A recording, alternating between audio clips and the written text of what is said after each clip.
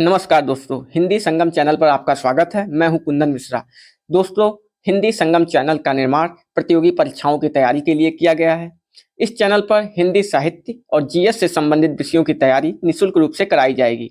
तो इस चैनल को सब्सक्राइब कर लीजिए, साथ ही अपने दोस्तों मित्रों के साथ भी शेयर कीजिए। तो चलिए दोस्तों, असिस्टेंट प्रोफेसर परीक्षा आगामी जो 16 व 17 फरवरी को निर्धारित है, उसके लिए हिंदी विषय की प्रश्नों की शुरुआत करते हैं। तो दोस्तों, आज का पहला प्रश्न है, अरस्तु ने विवेचन शब्द किस स्रोत से ग्रहण किया था? ऑप्शन ए समाजशास्त्र, ऑप्शन बी चिकित्सा शास्त्र, ऑप्शन सी काव्यशास्त्र, ऑप्शन डी सौंदर्य शास्त्र। तो इसका ऑप्शन है दोस्तों, इसका उत्तर होगा अरस्तु ने विवेचन शब्द चिकित्सा शास्त्र से ग्रहण किया था। अगला प्रश्न है, पुष्टि मार्ग मत के परिवर्तन का श्रेय निम्नलिखित वैष्णवाचार्यों में किसे दिया जाता है? Option A Nimbarkacharya, option B Madhvacharya, option C Vallabhacharya, option D Ramanujacharya. तो दोस्तों, इस प्रश्न का उत्तर होगा ऑप्शन सी, पुष्टि मार्ग का परिवर्तन का श्रेय वैष्णव आचार्यों में वल्लभाचार्य को दिया जाता है। अगला प्रश्न है दोस्तों, सुदामा चरित किसकी रचना है? Option A Nanddas, option B Krishnadas, option C Narottam Das, option D Surdas. Sudama Charit Narottam Das की रचना है। इसका उत्तर ऑप्शन सी, सुदामा चरित नरोत्तम दास की रचना है। अगला क्वेश्चन है, डायरी के नीरस पृष्ठ किसकी कहानी है? तो दोस्तों, डायरी के नीरस पृष्ठ किसकी कहानी है आपको बताना है। इसका ऑप्शन ए है भैरव प्रसाद गुप्त, ऑप्शन बी है Ilachand Joshi, option C Vishnu Prabhakar, option D Gajanan Madhav Muktibodh.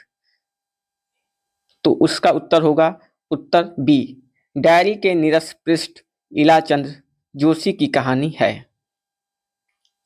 अगला प्रश्न है, यह शाम पराजय की, भय की, संशय की, भर गए तिमिर से ये सूने गलियारे, जिनमें बूढ़ा झूठा भविष्य याचक सा भटक रहा है, टुकड़ों को हाथ पसारे। यह पंक्तियां किस रचना की हैं? ऑप्शन ए संशय की एक रात, ऑप्शन बी अंधेरे में, ऑप्शन सी अंधा युग, ऑप्शन डी हम बिस्पाई जन्म के। इसका उत्तर है दोस्तों ऑप्शन सी, उपरोक्त पंक्तियां अंधा युग नाटक से लिया गया है। अगला प्रश्न है दोस्तों, हिंदी में तिलिस्मी अय्यारी उपन्यास के प्रवर्तक कौन है? Option A Hare Krishna Jauhar, option B Kishori Lal Goswami, option C Babu Devaki Nandan Khatri, option D Gopal Ram Gahmari. इसका उत्तर होगा ऑप्शन सी, हिंदी में तिलिस्मी अय्यारी उपन्यास के प्रवर्तक बाबू देवकी नंदन खत्री थे। अगला प्रश्न है दोस्तों, निम्नलिखित में से एक कहानी प्रेमचंद द्वारा रचित नहीं है। इसमें 4 ऑप्शन दिए गए हैं, जिनमें आपको बताना है कि कौन सी ऐसी कहानी है जिसके लेखक प्रेमचंद नहीं है। ऑप्शन ए पत्नी, ऑप्शन बी पूस की रात, ऑप्शन सी कफन और ऑप्शन डी कजाकी। तो इस प्रश्न का उत्तर होगा दोस्तों ऑप्शन ए, पत्नी कहानी जैनेन्द्र कुमार द्वारा लिखा गया है। जो पत्नी कहानी इसमें है वो प्रेमचंद की रचना नहीं है, वह जैनेन्द्र कुमार की कहानी है।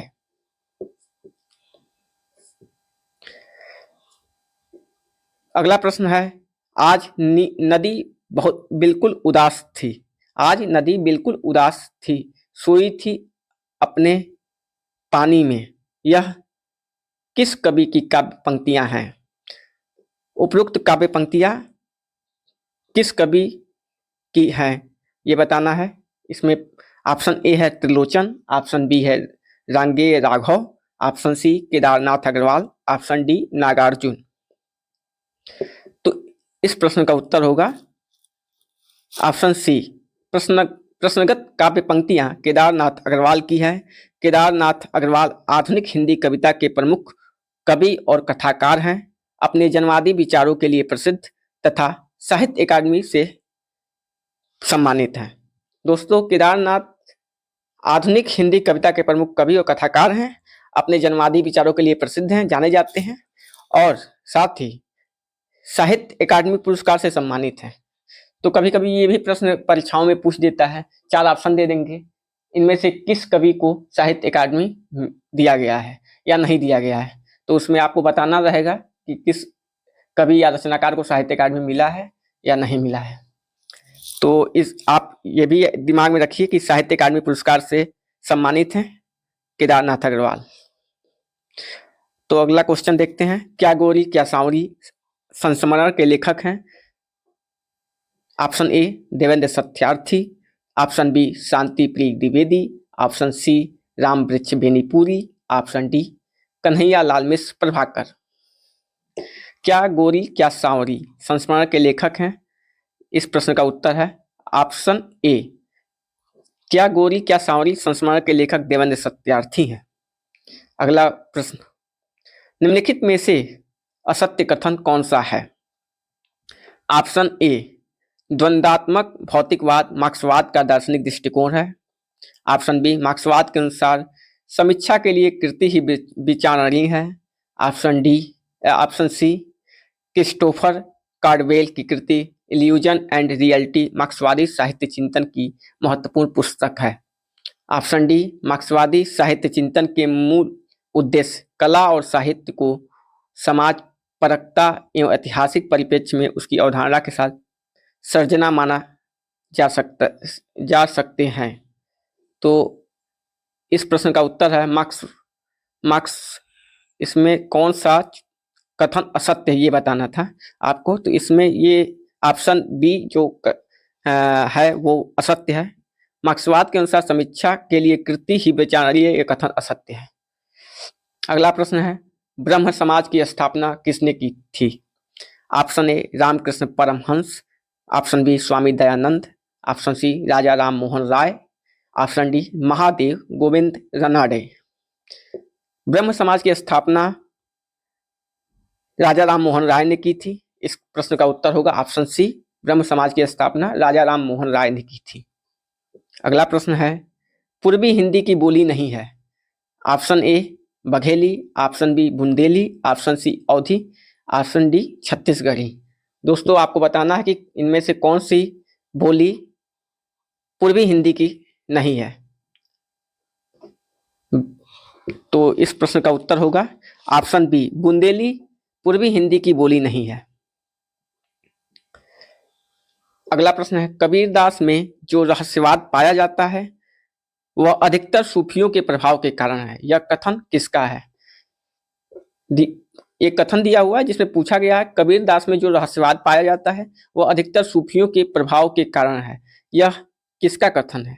ऑप्शन ए doctor Pukhraj Maru, option B Somprabh Suri, option C Acharya Ramchandra Shukla, option D Nagendra, doctor Nagendra.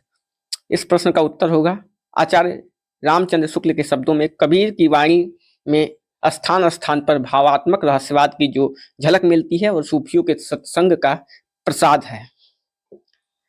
अगला प्रश्न है दोस्तों, सूचना एवं प्रसारण मंत्रालय ने ऑल इंडिया रेडियो के प्रसारण की उद्घोषणाओं में आकाशवाणी शब्द के प्रचलन का निर्देश किस तिथि को दिया।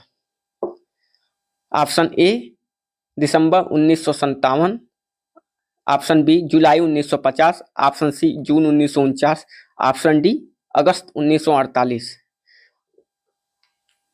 तो सूचना एवं प्रसारण मंत्रालय ने ऑल इंडिया रेडियो के प्रसारण की उद्घोषणाओं में आकाशवाणी शब्द के प्रचलन का निर्देश जिस तिथि को दिया था वो है दिसंबर 1957। तो इस प्रश्न का उत्तर होगा ए, ऑप्शन ए, आकाशवाणी शब्द के प्रचलन का निर्देश तिथि दिसंबर 1957 है। अगला प्रश्न है, बिसल देव रासो की नायिका का नाम उल्लेख कीजिए। आपको बताना है कि विशलदेव रासो जो रचना है उसकी नायिका कौन है। Option A Padmavati, option B Rajmati, option C Indrani, option D Kamala. तो इसका उत्तर होगा ऑप्शन बी, विशलदेव रासो की नायिका राजमती है।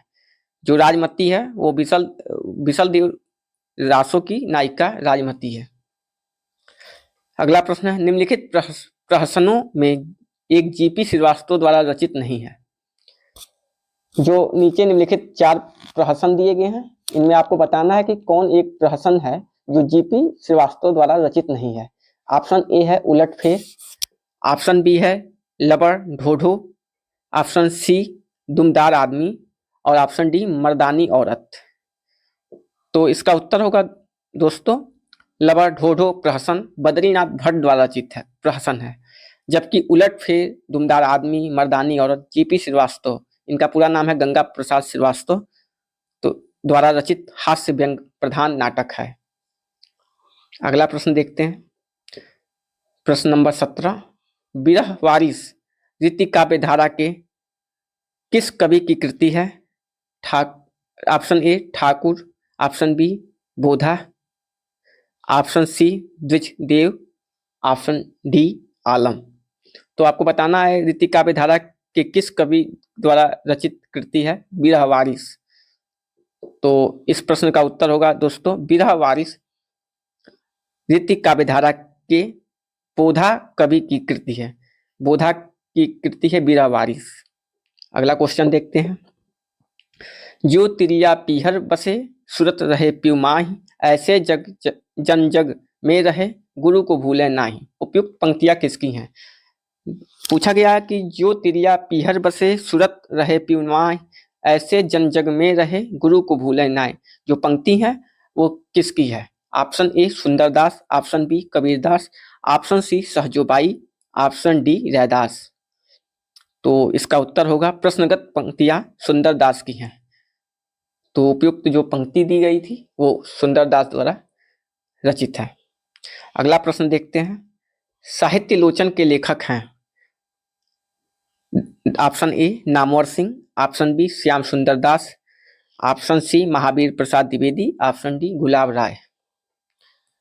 तो साहित्य लोचन के लेखक हैं डॉक्टर श्याम सुंदर दास। अगला क्वेश्चन देखते हैं, सिया राम शरण गुप्त की रचना आत्मोस्वर्ग में किसके बलिदान की गाथा अंकित की गई है। Option A Ram Prasad Bismil, option B Chandrashekhar Azad, option C Bhagat Singh, option D Ganesh Shankar Vidyarthi. Siya Ram Sharan Gupt की एक रचना है आत्मोस्वर्ग, उसमें किसकी बलिदान की गाथा अंकित की गई है। ये प्रश्न है और इसमें बताना है आपको कि किसकी बलिदान की गाथा है। तो इसका उत्तर देखते हैं, उत्तर डी सियाराम शरण गुप्त की रचना आत्मोस्वर्ग में गणेश शंकर विद्यार्थी की बलिदान की गाथा अंकित की गई है। अगला क्वेश्चन देखते हैं, कजरी लोक साहित्य की विधा किस विधा के अंतर्गत आती है। पूछा गया है कजरी जो लोक साहित्य है वो किस विधा के अंतर्गत आती है। लोकगीत है कि लोक कथा है कि लोक गाथा है या लोकोक्ति है। तो आपको बताना है कि कजरी किस विधा के अंतर्गत आती है। तो इसका उत्तर होगा दोस्तों ऑप्शन ए, कजरी लोक साहित्य जो है वो लोक गीत विधा के अंतर्गत आती है। अगला क्वेश्चन देखते हैं, किस सप्तक में एक भी कवित्री सम्मिलित नहीं है। जो अज्ञेय द्वारा 4 सप्तक निकाले गए थे उनमें किस सप्तक में एक भी कवित्री नहीं है, बताना है आपको। ऑप्शन ए है तार सप्तक, जो पहला तार सप्तक था उसको केवल तार सप्तक बोलते हैं। ऑप्शन बी है चौथा, ऑप्शन सी है दूसरा सप्तक और ऑप्शन डी है तीसरा सप्तक। तो इसका उत्तर होगा दोस्तों उत्तर ए, ऑप्शन ए, तार सप्तक में एक भी कवित्री सम्मिलित नहीं है। जो पहला तार सप्तक था उसमें एक भी कवित्री सम्मिलित नहीं है थी। अगला क्वेश्चन है, एशियाटिक सोसाइटी ऑफ बंगाल की पत्रिका के विशेषांक के रूप में निकलने वाला हिंदी साहित्य का इतिहास कौन सा है? क्वेश्चन है, एशियाटिक सोसाइटी ऑफ बंगाल की पत्रिका के विशेषांक के रूप में निकलने वाला हिंदी साहित्य का इतिहास कौन सा है? तो ऑप्शन ए है the modern vernacular literature of Hindustan, option B a sketch of Hindi literature, option C a history of Hindi literature, option D Hindi साहित्य का इतिहास। तो इसका उत्तर होगा दोस्तों option A, Asiatic society of Bengal की पत्रिका के विशेषांक के रूप में निकलने वाला पत्रिका हिंदी साहित्य का इतिहास the modern vernacular literature of Hindustan है।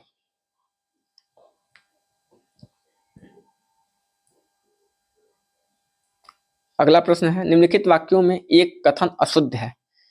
आपको बताना है कि निम्नलिखित जो 4 वाक्य दिए गए हैं, कथन दिए गए हैं, उनमें से कौन सही नहीं है। ऑप्शन ए, हिंदी पत्रकारिता का प्रारंभ 30 मई 1826 को माना जाता है। ऑप्शन बी, हिंदी पत्रकारिता का प्रारंभ साप्ताहिक पत्रों से हुआ। ऑप्शन सी, उदंत मार्तंड के संपादक कानपुर निवासी पंडित युगल किशोर थे।